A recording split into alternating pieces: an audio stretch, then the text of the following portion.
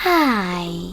In front of me is Honor X8, and today I would like to show you how you can change default apps on this device.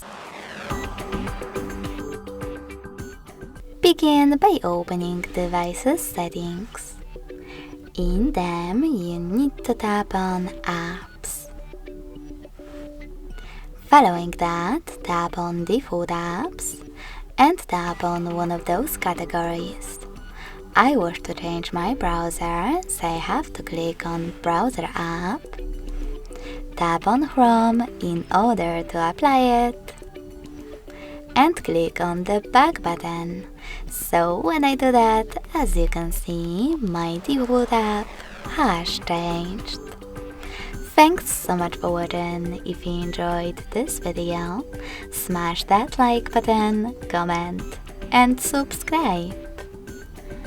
Bye!